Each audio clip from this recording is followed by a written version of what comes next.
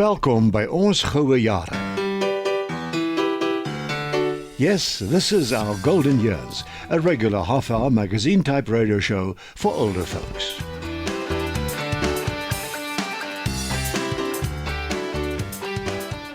And I'm André Walters, your host for the next half hour here on our Golden Years Radio. Yes, we're going to chat about a number of things today, as we always do. To start with, we'll have our profile interview with Margie Chapman of the South African Care Forum and the wonderful work that they're doing. You'll be most interested in hearing about that. And then, in our interview of the day, we continue our chat with Kobus Bester, who has had a long and interesting and exciting career in broadcasting, particularly in actuality affairs. We'll continue that chat with Kobus today. And finally, our closing section will be to talk again to Amanda Templeton that we met last week. She is also very, very informed about this topic that we're talking about. I would like to say again that our golden years is not just for us older people. It's for our children and grandchildren so that they can know how to be more caring and more supportive. They don't really understand, and I suppose they go on with their lives and they fight for their own survival and they rear their children and so on. And sometimes it slips their minds that mum and dad or grandma and grandpa don't have the kind of attention and support from them that they deserve. So ek vra dus dat mense wat hierna luister, almal betrek, sodat ons betekenisvolle bydrae kan lewer tot beter oud word. This is Profile. Ja, welkom by Profiel, wat elke week kyk na organisasies wat daarop ingestel is om ons ouer mense te help. It's good to welcome Margie Chapman of the South African Care Forum to the studio today. Margie, welcome, and we're looking forward to what you have to say to us.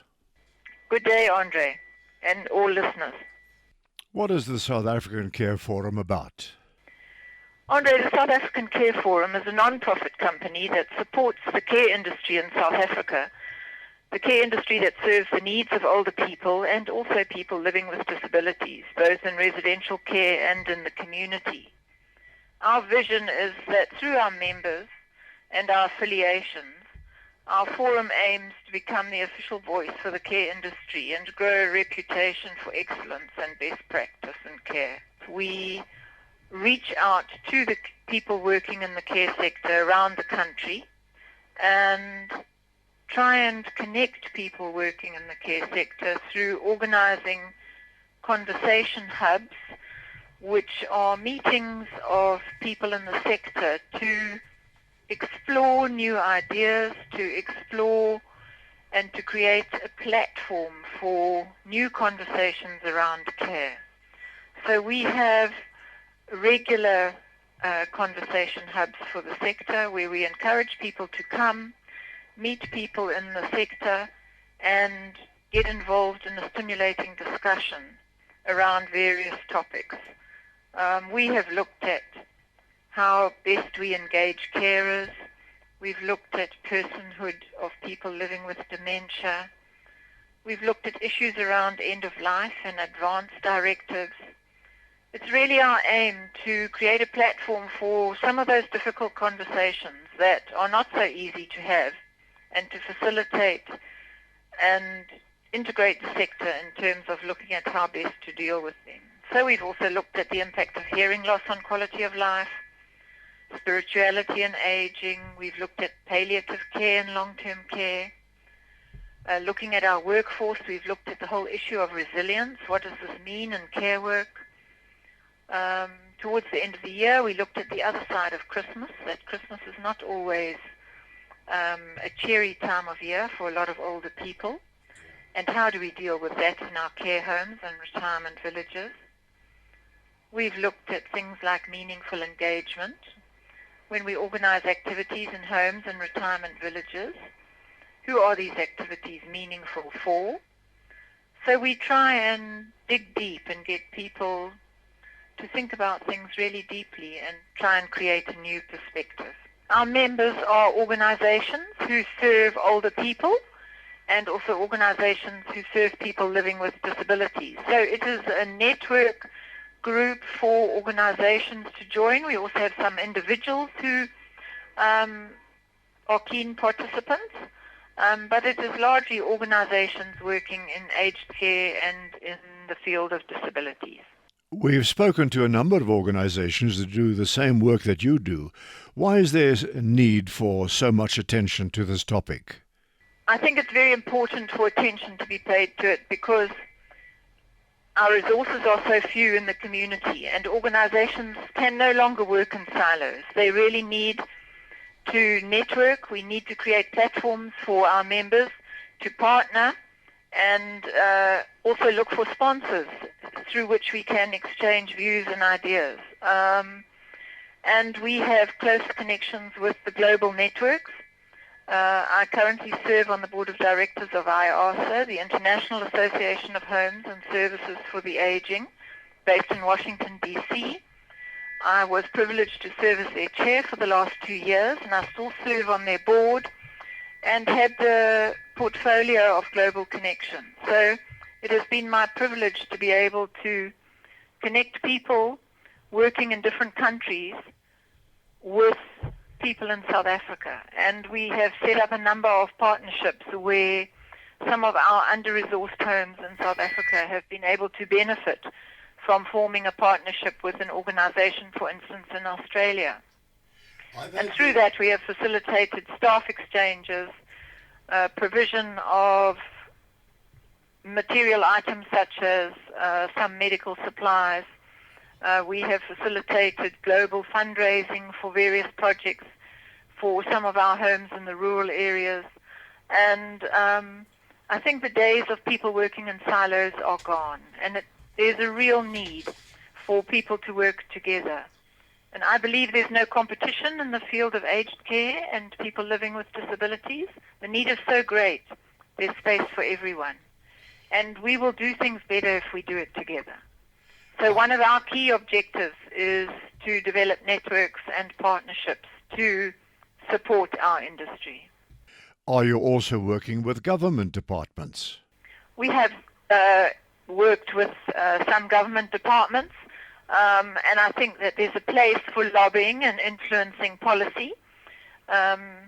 In Cape Town, there's an organization called STOP that is largely involved in advocacy work with government. And the Care Forum does see its role in terms of lobbying and influencing policy, and that will grow in due course, I think. We also see ourselves, one of our objectives is to be a clearinghouse for information, so to provide access to the latest best practice guidelines and research. And to this end, we organize workshops for our industry. We have recently had Professor André Baarts, who's a care ethicist out from the Netherlands, and he ran 2 very stimulating workshops, one in Cape Town and one in Gauteng. We've had workshops on ethics of care and attentiveness. So we try and enable our sector to have contact with people like Prof. Baarts and to be able to have an opportunity to attend workshops by world-class presenters that they otherwise would not have access to. My impression is that architects often don't understand the requirements of older people. We've just moved into a retirement village, and there are sharp handles on the doors. Yes. My wife and I walk around with bruises all the time, yes. And the cupboards, while they're beautiful cupboards when I was 20 years younger, but now I would need to get on a ladder to get to the top shelves. And which older person should be getting up a ladder? Yes. I get the impression that there's not a real understanding of the requirements of older people. Yes, I think that you're right. I think that many of the developers and architects do not have an understanding of the sector that they are working in. And at Geratech, our company works a lot with developers and architects in terms of inputting, in terms of design features, in terms of finishes that are older person friendly. And I think that there's a lot of education that needs to take place. So one of the roles also of the South African Care Forum is to raise awareness. And I think that that is why there's need to develop partnerships. Yeah. So we see ourselves as being a facilitator of partnerships in order to improve standards at all levels in the care industry. Margie, this has been a marvelous chat with you. Thank you so much, and God bless you with the work that you're doing. Thank you very much. It's been a pleasure being here. Bye-bye. Bye. Margie Chapman of the South African Care Forum.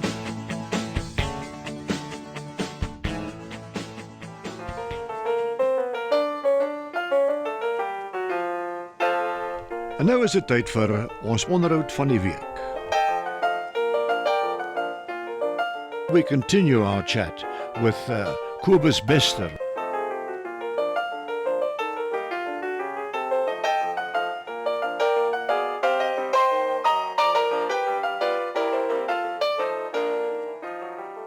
Duidelik is daar vir my jare en jare se woede en vrese wat skielik nou ontlaai word. En dalk voel hierdie mense nou meer verlig dat hulle 'n kans gehad het om hulle sê te sê. En dalk kan hulle weer terugkom om gewone ordentlike mense te wees, wat ander mense respekteer, maak nie saak wat hulle ras of kleur is nie. En hopelik het dit nou gebeur, Kobus. Ek moet sê, as ek kyk na die reaksies wat ek ou gesien het, van al twee kante af. Ja. Vir my is dit nogal kommerwekkend. Mense pak hierdie ding op 'n persoonlike vlak aan. Byvoorbeeld net as iemand soos een van die politieke ontleeders weer iets gesê van dat die Afrikaans sprekende mense in hierdie land sekere goed doen wat hy nou gevoel het nie reg is nie. Hy het die deur oopgemaak vir debat. Maar mense voer nie debat nie. Wat hulle doen is hulle sê sleg. So hy het nou 'n stelling gemaak en onmiddellik klim die ouens in en sê ja, maar die ou, en dan begin hulle hom nou op sy persoonlike voorkoms aftakel en so aan. En dit vir my is dit 'n teken dat jou intellektuele beursie dol leeg is. Vir ons is die uitdaging in hierdie land vandag, glo ek vas, is om te praat en te redeneer op 'n opbouende basis en om uit te reik. Moenie dink, jy weet, daar's mos baie mense wat sê, maar kan hy sê maar nou net apartheid laat los en laat ons aangaan met die lewe nie. Dit is tog deel van ons erfenis. Dit is ongelooflik naïef. As jy nou dink, daar's mense wat nou nog kwaad is oor die konsentrasiekampe 110, 112 jaar gelede, of hoe lank terug was dit. Wat kwaad is oor daardie konsentrasiekampe, maar hulle verwag van mense om iets wat 40, 50 jaar geduur het, en onder lelike omstandighede, en wat baie mense se lewens nou nog diepgaande beïnvloed, moet hulle eenvoudig net vergeet. Ons moet eerder uitreik en ons moet met mense praat en probeer empateer, want ek wil nie hê ons moet dit probeer verstaan nie, want jy gaan dit nooit verstaan nie, want jy het nie onder daai omstandighede geleef nie. Ja. Maar Kobus, ek self het al diskriminasie in my lewe ervaar. Ek was nooit 'n lid van die Broederbond gewees nie, alhoewel ek genader is. Toe sit ek die ouens neer en ek sê vir hulle, luister, ek wil julle 'n storie, hulle het my omtrent 4 keer vir ete genooi, en ek is nou in die openbare betrekkinge afdeling, en ek verstaan nie hoekom, ek voel is my werk, ek moet maar aanvaar, om te gaan eet saam met hulle. Toe die 4de keer, toe sê ek vir iemand, ek verstaan nie hoekom hierdie ouens my, hy sê, hulle tap jou vir die Broederbond, as jy dan so dom. Toe gaan sit ek, en ek sê, ek wil julle 'n storie vertel. My oupa was 'n JBM Hertzogman. Hy was 'n JBM Hertzogman, want JBM Hertzog het geglo, jy moet al daardie dinge wat mense gemeen het met mekaar, moet jy onderstreep. Maar Dr. D.F. Malan het geglo dat jy moet die dinge wat mense verskil van mekaar moet jy onderstreep. Toe sê ek vir hulle, ek wil vir julle sê, ek is 'n JBM Hertzogman. En dit was dit gewees. Ek sê toe vir my ma, ewe trots, mamma, dit is weer, sy sê, André, besef jy, dis die einde van jou loopbaan by die SAIK. Ek sê, ag nee, kom nou mamma. En sy was reg. Sy was reg. Ja, daar is dit baie goed onder die dekmantel gedoen. En ek het tot my ontsteltenis een keer toegang tot my personeellêer gehad. Deesdae is dit wettig, nee, deesdae moet jy jou toegang gee. Jy mag sien wat alles oor jou geskryf is en so aan. Maar destyds het 'n vriendin van my wat in die personeelafdeling van nuus gewerk het toe vir my lêer getrek. En ek gaan nou nie name noem vandag nie, maar daar was 'n tyd toe ek aansoek gedoen het vir 'n spesifieke pos wat ook 'n bevordering sou beteken het. En toe is daar met swart pen oor hierdie aansoek geskryf by die aanbeveling deel. Kobus is nog nie een van ons nie. Nou jy kan dit nou interpreteer net soos jy wil. En hulle sal dit evenredig gesê, maar dit nou nie dit beteken nie, dit beteken. Ja. Maar vir my was dit nogal eisenswekkend. Ek het al baie keer aansoek gedoen vir poste waar iemand anders het gekry het wat ek geweet het daai persoon verdien dit of het ten minste net soveel kundigheid as ek, maar in hierdie geval kan ek vir jou sê het ek geweet dat die persoon wat aangestel is het regtig nie daai pos verdien nie. Maar hy die regte geloofsbriewe kom voorlê. Ek kan jou 'n soortgelyke storie vertel wat in die afgelope 4 maande met 'n baie dierbare swart kollega van my gebeur het. Hy is ingeroep na en ek gaan ook nie na no names no pectoral. Hy is na 'n minister se kantoor toe geroep omdat hy 'n paar uitlatings gemaak het. En daar is vir hom gesê, "Are you one of us?" Toe die gesprek ontwikkel. Toe sê hy, "Minister, I am your shadow speechwriter. Your DG often asks me to write your speeches for you." Ja. Sien jy? Ja. So, niks het verander nie, Kobus. Nee, openbare uitsaaier soos hy op die oomblik uitstaan, is nog maar altyd in baie ander lande ook speelbal in die hande van die regerende party. En dis hoekom ek onlangs op Facebook eintlik het ek 'n ding geskryf waarin ek gesê het dat die enigste manier hoe die SAIK ooit gaan red, as jy dit weer 'n professionele uitsaaier wil maak, dan moet jy hom sluit. En van voor begin. En selfs die ouens wat nou daar werk, moet weer aansoek doen vir hulle werk. Maar dan veronderstel dit ook dat jy die persone wat daai onderhoude gaan doen, die persone wat daai plek gaan bestuur dan en gaan regmaak, moet mense wees sonder enige politieke affiliasies en sonder enige klad op hulle naam en met baie sterk uitsaai ervaring. Ja. Wat noodwendig waarskynlik gaan beteken in hierdie dag en tyd dat hulle oor see ook gaan moet kyk na mense om hulle in te bring. Ek moet ook sê, André, daar is in daai reuse korporasie is daar pockets of excellence, soos die Engelse dit noem. Daar is mense wat hulle werk baie goed doen. Ja.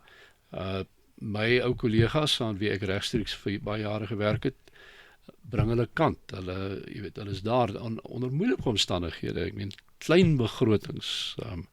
Maar is 'n ander manier hoe hulle jou bykom is hulle sny net jou begroting. En druk die geld in 'n ander ou se sak, in 'n ander program se sak wat nie noodwendig so goed doen is soos jy nie. In ons geval het ons 5, 6, 7 tot 10 keer meer luisteraars gehad as 'n ander program, ek wil nou nie name noem nie. Maar hulle het seker 10 keer ons begroting gekry. Kobus, ek wil jou baie dankie sê. Dit was regtig 'n baie lekker gesprek tussen ou kollegas gewees. En namens Ons Goue Jare wil ons jou baie sukses toewens. Ek verneem, jy vertel my dat jy het groot planne vorentoe en ons wens jou baie krag daarmee te hoor. En baie dankie vir die lekker gesels. Dankie vir die uitnodiging.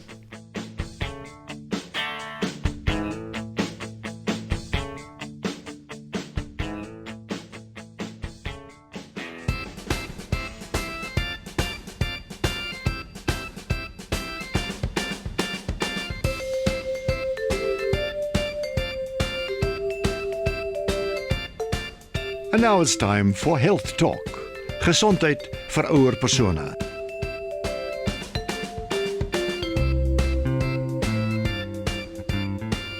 And finally, our closing section will be to talk again to Amanda Templeton that we met last week. I know that you have a lot of experience in dealing with older people, working here at the Olivedale Retirement Village. What are the questions that people most commonly ask you?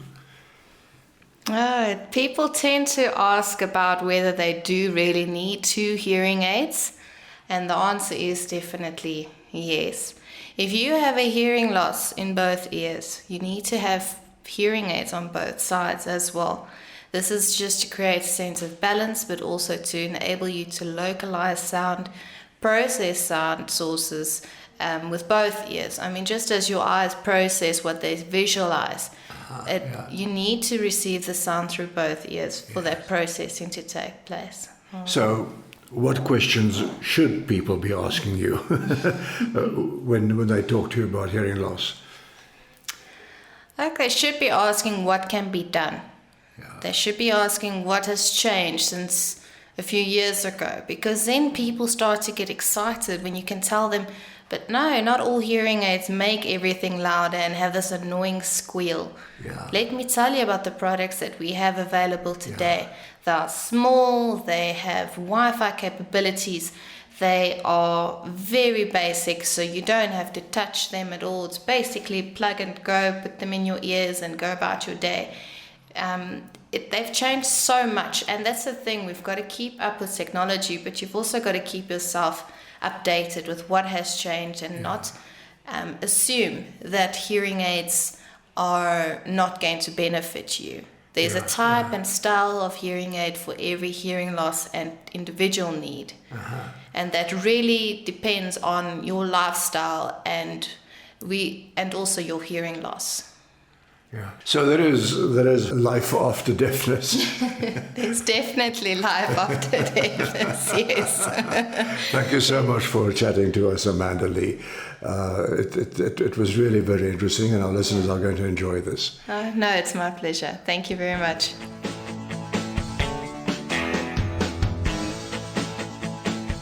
That was Amanda Templeton, who chatted to us about audiology, the ability to keep on hearing well.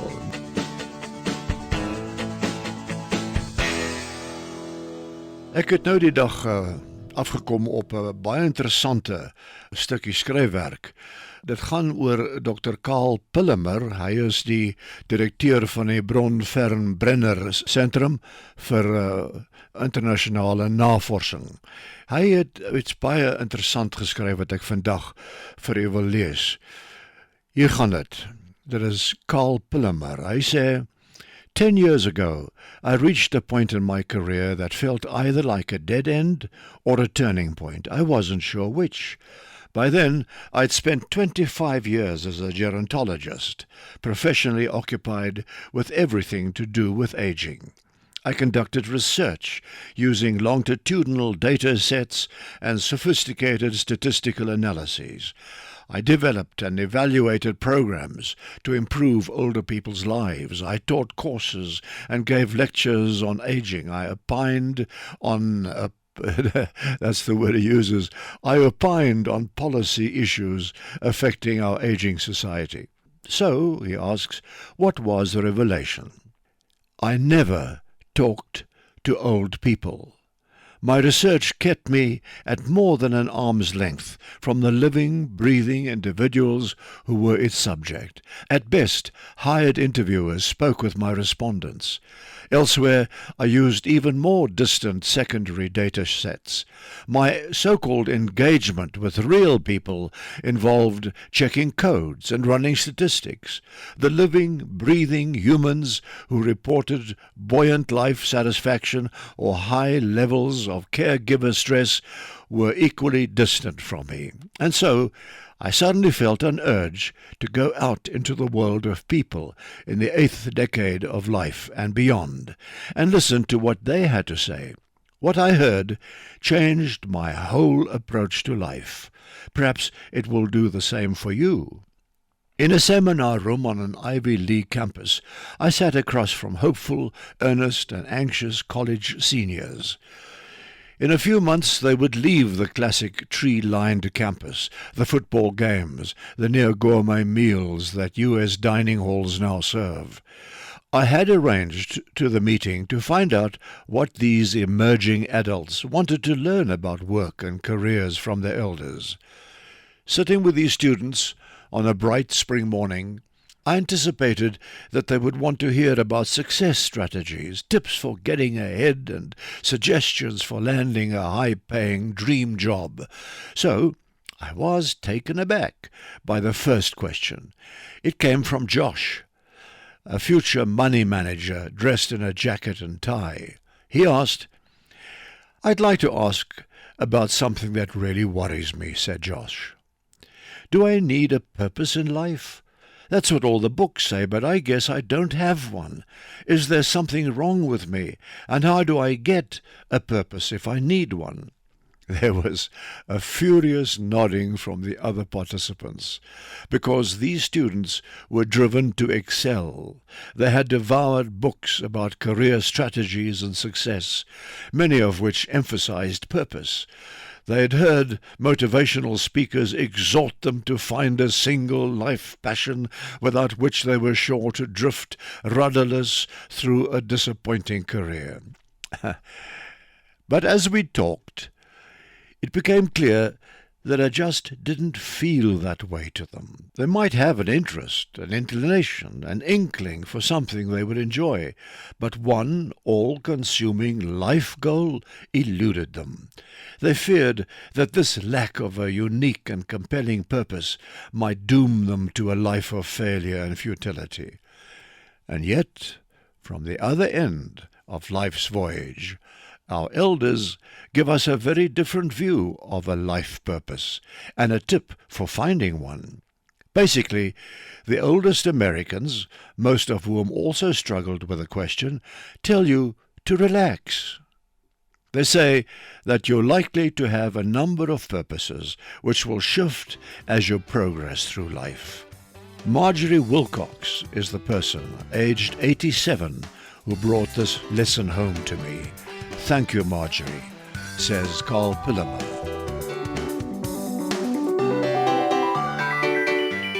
Wel, daar het ons dit. Dis 'n besondere interessante stukkie skryfwerk daarin, né? Vertel 'n mens baie meer as wat mense maklik vir jou vertel van ouer word. Ek hoop het vandag se goue jare geniet, ons goue jare, en dat ons kan uitsien dat jy weer volgende week by ons kan aansluit hier op die gunsteling radiostasie. Ons is ook op die internet. Die adres is www.goldenyearsradio, een woord, .blogspot, blogspot.com.